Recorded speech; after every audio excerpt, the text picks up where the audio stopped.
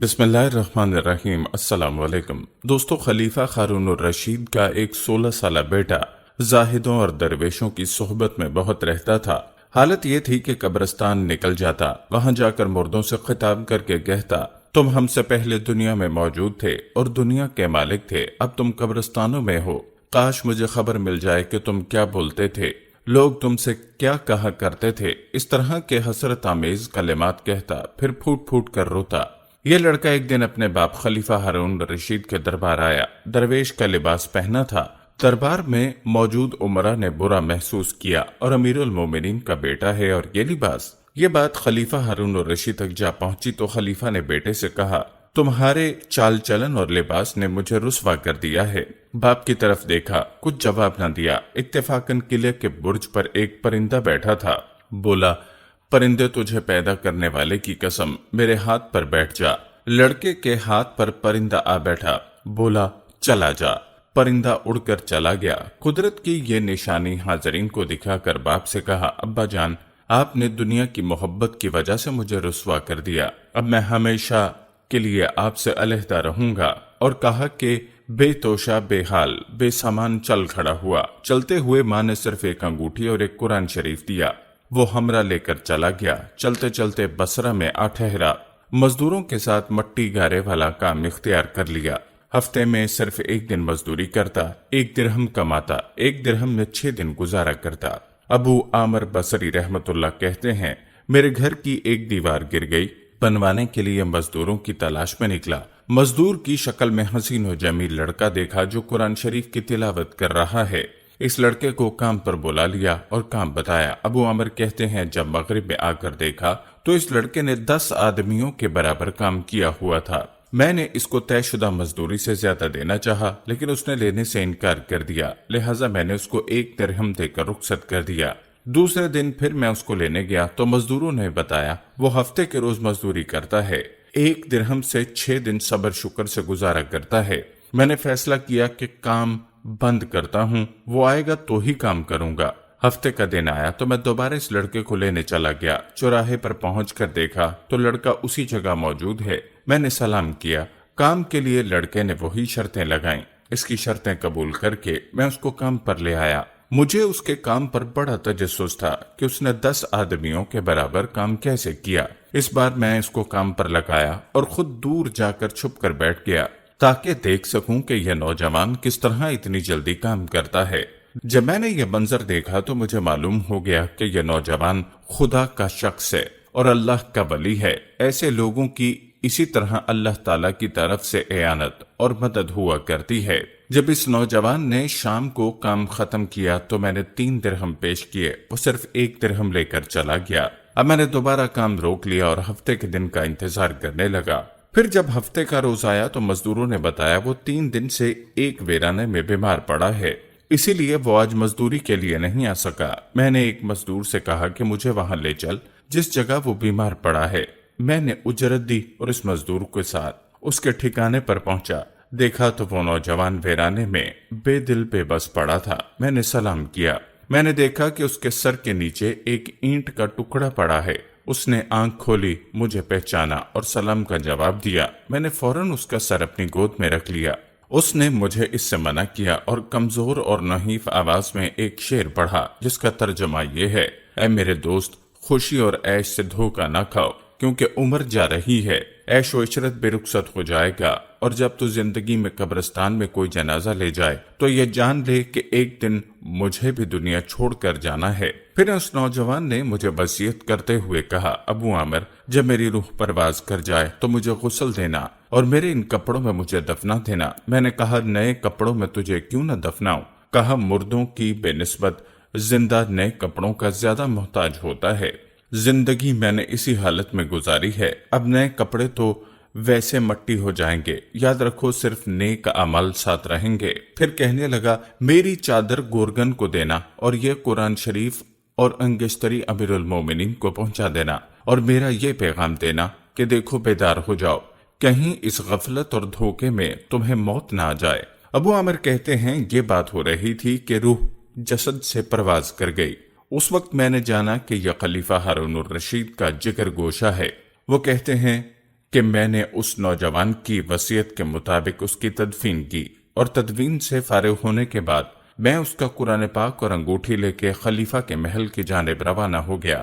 وہاں جا کر میں نے اس نوجوان کا واقعہ ایک کاغذ پر لکھا اور محل کے داروغہ سے اس سلسلے میں بات کرنا چاہی، تو اس نے مجھے جھڑک دیا اور اندر جانے کی اجازت دینے کی بجائے اپنے پاس بٹھا دیا۔ آخر کار خلیفہ نے مجھے اپنے دربار میں طلب کیا اور کہنے لگا کہ میں اتنا ظالم ہوں کہ مجھ سے براہ راست بات کرنے کی بجائے رقیہ کا سہارا لیا۔ میں نے عرض کی، اللہ تعالیٰ آپ کا اقبال بلند کرے، میں کسی ظلم کی فریاد لے کر نہیں آیا بلکہ ایک پیغام لے کر حاضر ہوا ہوں۔ خلیفہ نے اس پیغام کے بارے میں دریافت کیا تو میں نے وہ قرآن مجید اور انگوٹھی نکال کر ان کے سامنے رکھ دی۔ خلیفہ نے ان چیزوں کو دیکھتے ہی کہا، یہ چیزیں تجھے کس نے دیں؟ میں نے عرض کیا، ایک گارا بنانے والے مزدور نے۔ خلیفہ نے ان الفاظ کو 3 بار دہرایا، گارا بنانے والا، گارا بنانے والا، اور رو پڑا۔ کافی دیر رونے کے بعد مجھ سے پوچھا، وہ گارا بنانے والا اب کہاں ہے؟ میں نے جواب دیا، وہ مزدور فوت ہو چکا ہے۔ یہ سن کر خلیفہ بے ہوش ہو کر گر گیا اور کافی دیر تک بے ہوش رہا۔ میں اس دوران حیران و پریشان وہیں موجود رہا۔ پھر جب خلیفہ کو کچھ افاقہ ہوا تو مجھ سے دریافت کیا، اس کے وفات کے وقت تم اس کے پاس تھے؟ میں نے اس بات میں سر ہلا دیا تو کہنے لگا، اس نے تجھے کوئی وصیت بھی کی؟ میں نے اس نوجوان کی وصیت بتائی اور وہ پیغام بھی دے دیا جو اس نوجوان نے خلیفہ کے لیے چھوڑا تھا۔ جب خلیفہ نے یہ ساری باتیں سنی تو مزید غمگین ہو گیا اور اپنے سر سے عمامہ اتار دیا اور کہنے لگا، اے مجھے نصیحت کرنے والے، اے میرے زاہد و پارسا، اے میرے شفیق۔ اس طرح کے بہت سے القابات خلیفہ نے اس مرنے والے نوجوان کو دیے اور مسلسل آنسو بھی بہاتا رہا۔ یہ سارا معاملہ دیکھ کر میری حیرانی اور پریشانی میں مزید اضافہ ہو گیا کہ خلیفہ ایک عام سے مزدور کے لیے اس قدر غمزدہ کیوں ہے۔ جب رات ہوئی تو خلیفہ نے مجھ سے اس کی قبر پر لے جانے کی خواہش ظاہر کی تو میں اس کے ساتھ ہو لیا۔ خلیفہ چادر میں منہ چھپائے میرے پیچھے پیچھے چلنے لگا۔ جب ہم قبرستان میں پہنچے تو میں نے قبر کی طرف اشارہ کر کے کہا، علی جا، یہ اس نوجوان کی قبر ہے۔ خلیفہ اس کی قبر سے لپٹ کر رونے لگا۔ پھر کچھ دیر رونے کے بعد اس کی قبر کے سرحانے کھڑا ہو گیا اور مجھ سے کہنے لگا، یہ نوجوان میرا بیٹا تھا، میری آنکھوں کی ٹھنڈک اور میرے جگر کا ٹکڑا تھا۔ اور پھر خلیفہ نے بیٹے کے غم میں قبر پر چند اشعار پڑھے اور خلیفہ کی آنکھوں سے آنسوؤں کی جھڑی لگ گئی۔ بحوالہ حقائق الصالحین۔ پیارے دوستو، یہ تھا قصہ ایک بادشاہ کے بیٹے کا۔ یاد رہے کہ حقیقی بادشاہ تو ایک ہی ہے جو سارے جہانوں کا بادشاہ ہے، اور جب بندے کا تعلق حقیقی بادشاہ کے ساتھ بن جاتا ہے تو پھر اس کو کسی چیز کی پرواہ نہیں ہوتی۔ پھر دنیا کی ہر شے اس کے لیے بے وقت ہو جایا کرتی ہے، اور کائنات کی ہر شے ایسے بندے کی تابع ہو جاتی ہے جو خود کو رب تعالیٰ کے سپرد کر دیتا ہے۔ جیسا کہ ہارون الرشید کے بیٹے نے پرندے کو جو کہا اس نے اس کی تابعداری کی۔ یہ سب اللہ والوں کی کرامات ہوا کرتی ہیں۔ دوستو، یاد رہے کہ اس وقت کے بادشاہ بھی دل میں خدا کا خوف رکھنے والے تھے۔ یہاں آپ کو خلیفہ ہارون الرشید کی زندگی اور خلافت کے چند روشن پہلوؤں کے بارے میں مختصراً بتاتے ہیں۔ یاد رہے، خلیفہ ہارون الرشید کے عہد خلافت کو عباسی حکومت کا دور زیریں کہا جا سکتا ہے۔ انہوں نے اپنے زمانے میں حکومت کے استحکام، عدل و انصاف کے قیام اور رعایا کی فلاح و بہبود کے بہت سے کام انجام دیے۔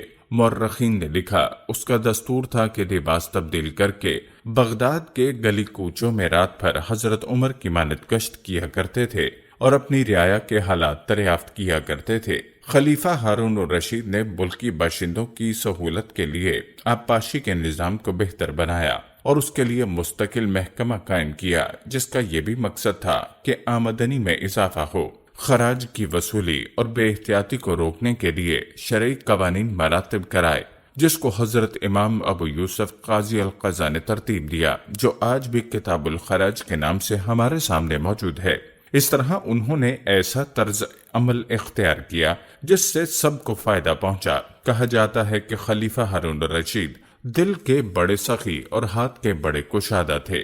بے کسوں، غریبوں، بیواؤں اور حاجت مندوں کو گراں قدر عطیہ دیا کرتے تھے۔ ان کا دربار ہر صنف کے لوگوں کا مرکز تھا۔ لوگ کھچ کھچ کر ان کے آستانے پر آتے اور ہارون الرشید اللہ کی دی ہوئی نعمتوں کو لوگوں پر تقسیم کرتے تھے کبھی خفیہ اور کبھی اعلانیہ تقسیم کرتے، 1000 دینار روزانہ جیب خاص سے خیرات کیا کرتے تھے۔ اس لیے علامہ سیوطی نے لکھا، ہارون الرشید کا پورا دور سراسر خوبی کا تھا۔ اس کو ہر روز اور ہر شب بارات معلوم ہوتی۔ ان کی ایک بڑی خوبی یہ بھی تھی کہ وہ علماء کے بڑے قدردان تھے۔ ان کے دربار میں اصحاب کمال جمع ہوتے، علم و فن کی ترقی کے لیے منصوبے بنواتے اور اس کے لیے وسائل فراہم کرتے۔ بیت الحکمت کے نام سے تالیف و تراجم کا ایک ادارہ قائم کیا اور اس میں ماہر فن علماء اور مترجمین مقرر کیے۔ ان سے یونانی، فارسی اور دوسری زبانوں کی متعدد مفید کتابیں ترجمہ کروائیں۔ کبھی ان علماء کرام سے درخواست کر کے پند و نصائح سنتے اور ان کی خوش نصیبی تھی کہ انہیں قاضی ابو یوسف جیسے کمال فقہ کی صحبت میسر آئی۔ مشہور محدث سفیان ثوری اور مشہور زاہد فضیل بن ایاز جیسے مرجع خلائق نصیب ہوئے۔ خود ان کی بیوی زاہدہ نیک خاتون تھیں جس نے نیکی اور رفع عامہ کے بہت سے کام انجام دیے۔ ان کی ملکہ زبیدہ خاتون نے مکے کے لوگوں کے لیے پہاڑی کاٹ کر ایک چشمے کا پانی حرم تک پہنچوایا جو نہر زبیدہ کے نام سے مشہور تھی۔ ملکہ زبیدہ کا یہ عظیم الشان کام انجام دیے جس سے حجاج کرام اور باشندگان مکہ کرام کو پانی کی قلت کے سبب درپیش مشکلات کا مسئلہ حل ہو گیا۔ ان ہستیوں کی ہم نشینی اور صحبت سے انہیں حد درجہ عقیدت و محبت تھی۔ کہتے ہیں کہ ایک مرتبہ برا بن سماک وائز ہارون الرشید کے پاس گئے۔ ان کے سامنے ہارون نے پینے کے لیے پانی مانگا۔ خادم نے عرض کیا۔ ابن سماک نے ہارون سے پوچھا، اگر یہ پانی روک دیا جائے تو اس کو حاصل کرنے کے لیے کتنی قیمت خریدو گے؟ اس نے کہا، نصف سلطنت کے عوض۔ جب ہارون پانی پی چکا تو پوچھا، اگر یہ پانی بدن سے خارج نہ ہو سکے تو اس کے نکالنے میں کتنا خرچ کرو گے؟ ہارون الرشید نے کہا، کل سلطنت۔ ابن سماک بولے، جس سلطنت کی قیمت 1 چلو پانی ہو اس کے لیے جھگڑنا نہیں چاہیے۔ یہ حکیمانہ نصیحت سن کر ہارون رو دیا۔ تاریخ طبری۔ پیارے دوستو، کہا جاتا ہے کہ خلیفہ ہارون الرشید خود بھی ایک وسیع نظر انسان تھا، اس لیے اہل کمال ان کے دربار میں جمع ہوتے اور علمی مباحثوں اور مذاکروں میں شریک ہوتے۔ ابن قطفی نے ان کے دور خلافت کی خصوصیات بیان کرتے ہوئے لکھا کہ اس کا دور حکومت بہترین تھا۔ اس کے زمانے میں حکومت کا بڑا وقار تھا، اس میں بڑی رونق اور بڑی بھلائیاں تھیں۔ اس کے دربار میں جتنے علماء، فقہا، قضا، کاتب جمع ہوئے وہ کسی خلیفہ کے دربار میں نہ تھے۔ وہ ان میں سے ہر ایک کو انعام دیتا اور بڑے بڑے مدارج پر پہنچاتا۔ وہ خود بھی بڑا فاضل، شاعر اور صحیح المذاق تھا۔ حوائس اور عوام سب کے دلوں میں اس کی عظمت اور ہیبت تھی۔ بحوالہ تاریخ اسلام۔ پیارے دوستو، مذکورہ گفتگو سے اس بات کا پورا اندازہ ہو جاتا ہے کہ انہوں نے حکومت کے نظم و انصرام اور عدل و انصاف کے قیام کے تمام اساسی اصول کو اپنایا اور ایسا طرز عمل اختیار کیا کہ ہر سو خوشحالی اور فارغ البالی رہنے لگی۔ ان کے انہی شاندار کارناموں کی وجہ سے اس عہد کو خلافت عباسی کا زیریں دور کہا جاتا ہے۔ پیارے دوستو، ہم یہ امید کرتے ہیں کہ آپ کو ہماری آج کی یہ ویڈیو ضرور پسند آئی ہوگی۔ اگر آپ کو ہماری آج کی یہ ویڈیو پسند آئی ہے تو سب سے پہلے اس کو لائک کریں اور اپنی رائے کا اظہار کمنٹ سیکشن میں لازمی کریں۔ آخر میں آپ سے ایک بار پھر درخواست ہے کہ آپ ہمارے چینل سما وائس کو ضرور سبسکرائب کر لیں اور ساتھ ہی لگے گھنٹی کے بٹن کو بھی کلک کریں تاکہ آپ کے پاس ہماری آنے والی مزید ویڈیوز کا نوٹیفیکیشن بر وقت ملتا رہے۔ اللہ تعالیٰ آپ کو اپنی حفظ و امان میں رکھے، آمین۔